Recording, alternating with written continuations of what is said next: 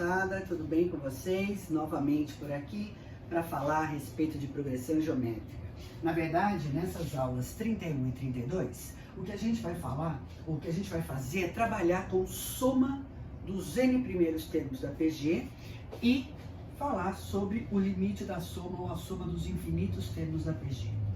Muito bem, como essa fórmula da soma dos N primeiros termos é uma fórmula que é meio embaçada, na verdade vocês têm uma dificuldade, eu não sei porquê, de decorar essa fórmula. Então a gente vem aqui para deduzir a fórmula para você, para ver se te ajuda na hora da prova. Muito bem, o que você está fazendo aqui, Cláudio? Só para você entender, ó. Eu estou escrevendo a soma dos N primeiros termos da minha PG, ó. Esse é o primeiro termo, o A1, esse é o A2, o A3, tá vendo? Estou usando a fórmula do termo geral. Esse aqui é o AN-1 e esse cara aqui é o AN. Estou somando N termos. Muito bem, como eu tenho vários termos aqui no meio, eu vou construir uma equação muito parecida com essa aqui, para eu conseguir operar com as duas. Então, o que você está fazendo, Cláudio? Inclusive aqui eu vou escrever de novo, ó. Eu vou pegar essa equação em preto, essa igualdade em preto, e vou multiplicar ela por menos que, ambos os lados, tá bom? Da minha igualdade. Então, vai lá, Sn vezes menos que dá menos que Sn. A1 vezes menos que dá menos A1 que, vezes menos que, ó, menos A1 que é ao quadrado. Então, o que acontece com cada um desses termos? Eles ganham um sinal de menos e ganham um a mais aqui no expoente. Então, esse cara multiplicado por menos que é menos A1 que ao cubo. Aqui, ó, menos A1 vezes Q elevado a N menos 1, porque eu estou acrescentando um Q. E aqui eu estou acrescentando um Q também. Legal. O que você vai fazer com essas duas equações?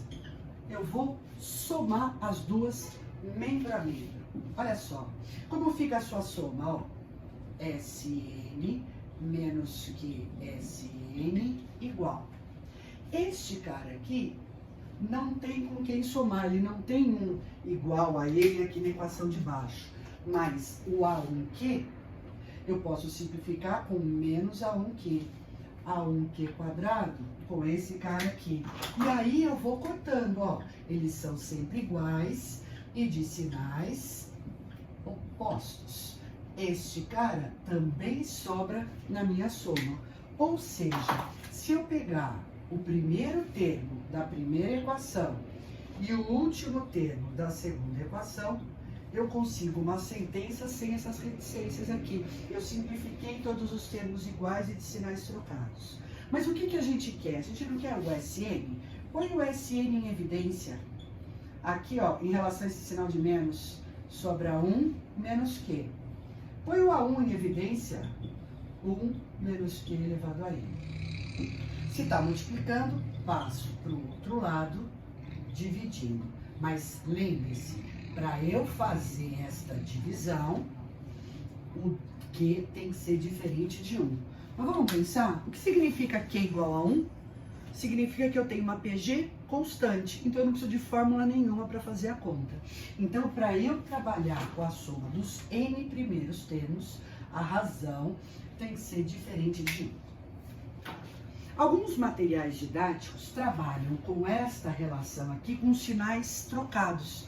Quer dizer, normalmente nos sistemas de ensino ou em alguns livros de matemática, essa fórmula aparece assim, ó, Sn igual a 1, Q elevado a N menos 1 sobre Q menos 1, que é o que você deve ter lá na sua apostila. Só que eu prefiro trabalhar com esta aqui, porque esta é a expressão que eu vou usar para calcular o limite da soma. Então, em vez de guardar duas fórmulas, eu guardo uma só.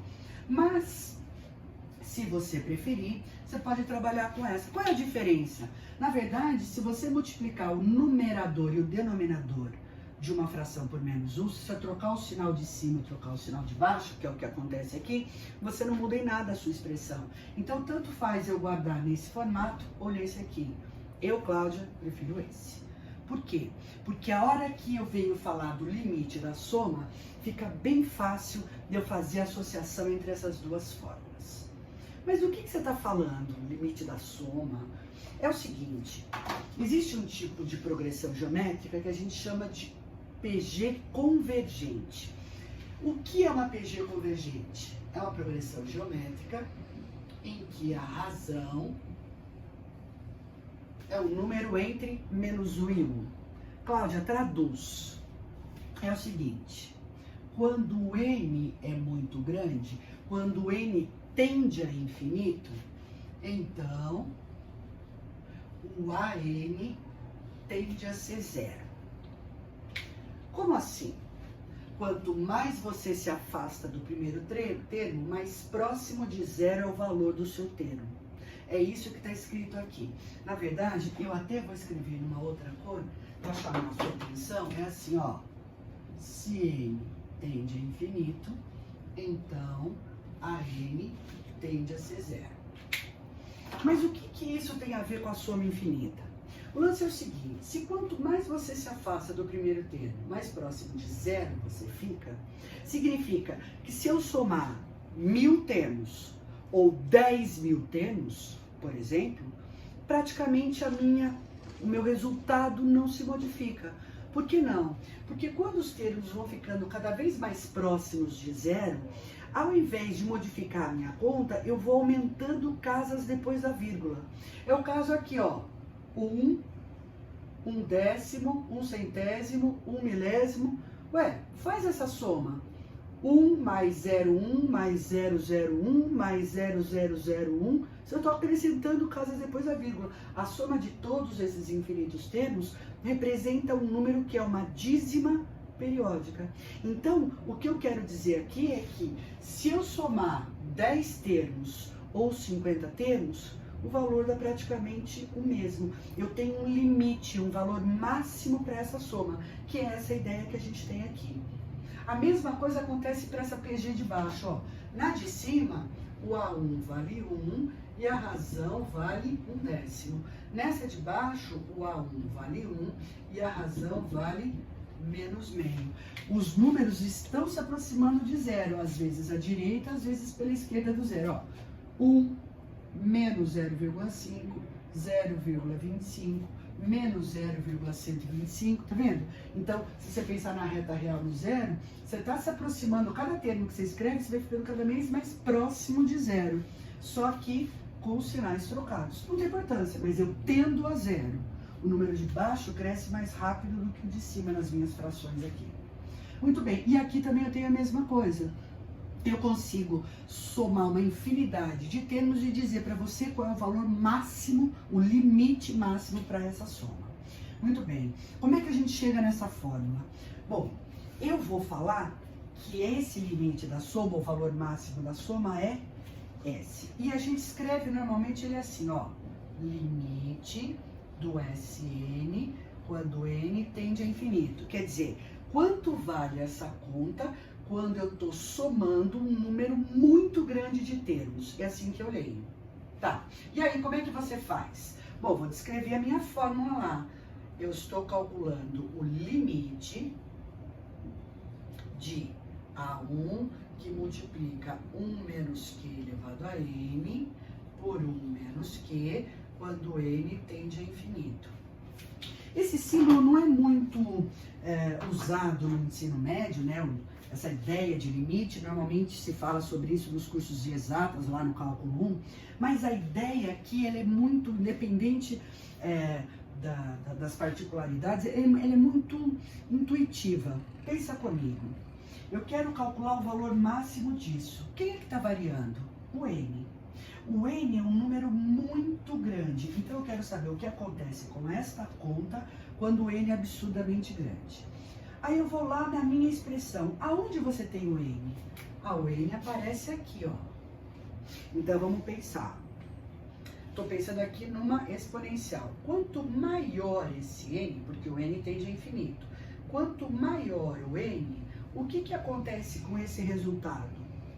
Menor ele fica. Por quê? Porque a razão é o número entre menos 1 e 1. Pensa no número 1 sobre 10 e vai aumentando o expoente. Pensa no número menos meio elevado a um expoente absurdamente grande. O denominador cresce mais rápido do que o numerador. Então a gente diz, vou até melhorar isso aqui, que conforme você aumenta o n, este resultado vai ficando cada vez mais próximo de zero. A gente diz assim, no limite, este número tende a ser zero. Se ele tende a ser zero, é como se ele sumisse na minha expressão. Ou seja, a soma dos infinitos termos é, no limite, é A1 sobre 1 menos a razão. Porque esse cara vai ficar tão próximo de zero que eu faço 1 menos 0, 1. 1 vezes A1 dá o próprio A1. Some-se esse parênteses da minha expressão. E esta é a fórmula para eu somar infinitos termos. Lembrando, ela só pode ser usada quando a minha PG é convergente. Ou seja, quando a razão estiver entre menos 1 e 1. Então, eu quero mostrar essa associação entre as duas fórmulas que me interessam.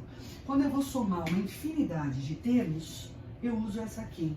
Quando eu for somar um número finito de termos, eu uso essa.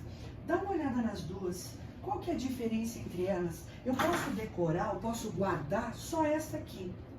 E aí, para eu chegar naquela lá, ó, é só você esconder esse parênteses. Sobra 1 sobre 1 menos Q, tá vendo? Então, se eu apagar este cara aqui, eu tenho exatamente a fórmula da soma dos infinitos termos da PG. Bacana? Então, isso aqui finaliza o que a gente precisava trabalhar a respeito de progressão geométrica. Então, agora a gente vai ver que tipo de exercício envolve esses assuntos. Legal? Então, é um tempinho para mim, para eu apagar isso aqui e voltar com os exercícios.